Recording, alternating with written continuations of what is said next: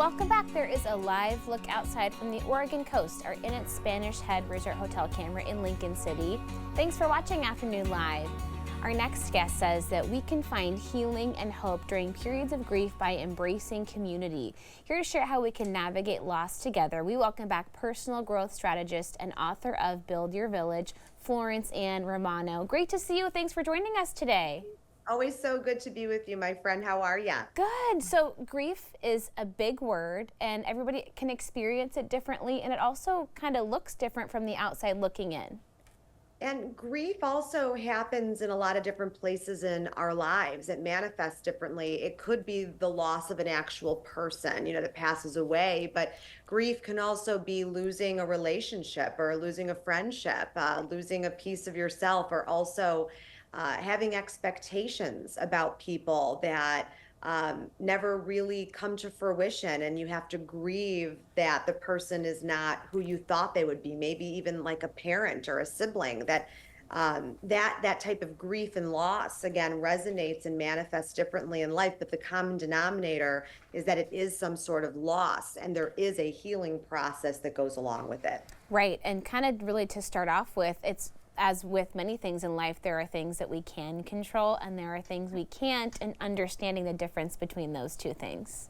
Yes, and that's one of my favorite things to talk about in my friendship circles, and when we're discussing big things or even small things in life. I always say, when you feel out of control, there's always a place that you can take control. There's always some place where you can kind of grasp that power back a bit.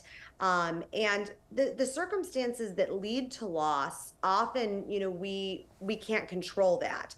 But just like most things in life, it's not about the action, it's about the reaction. So how we respond to that loss in our life, that's where the spotlight kind of comes on us. Okay, and you have some great ideas about the villagers, the wonderful people that support us, that we surround ourselves with, and kind of the different roles that they can play in a grief journey. So you showed my book earlier, Build Your Village. So in the book, I have 6 archetypes of villagers that you identify with. Who am I? And there's the book again. Who am I of these 6 villagers? And who do I need of these 6? And 2 of those 6 that I talk about are the accepting villager and the healer villager. And the accepting villager, I always laugh. People are like, who's your favorite villager? You must have one. I'm like, just like a child, I really don't have a favorite villager. But the accepting villager tends to be the first one that people kind of gravitate to, because that's usually someone that you're going to reveal secrets to, that you can confide in. And when you're talking about loss, when you're talking about grief, this is very sensitive, and the subject matter is very vulnerable. So you're not going to go around talking about your grief to anybody. You're generally going to talk to someone that's going to be a person that can see other perspectives and be non-judgmental and help you through that transition. So that accepting villager is a really important piece of the puzzle as you're beginning that healing process. But speaking of healing, there is a villager that is called the healer villager. And healing is messy. It is unpredictable. There's good days, bad days, moments of clarity, but there's also triggers, and you don't know what is going to trigger you and at what time. So this healer villager is someone that can stand next to you through it. But an important caveat to that, a healer is not someone that's going to fix you. They're not there to fix you or fix your situation. They're there to walk next to you through it, be a North Star for you, provide comfort, and creating space for that healing to occur.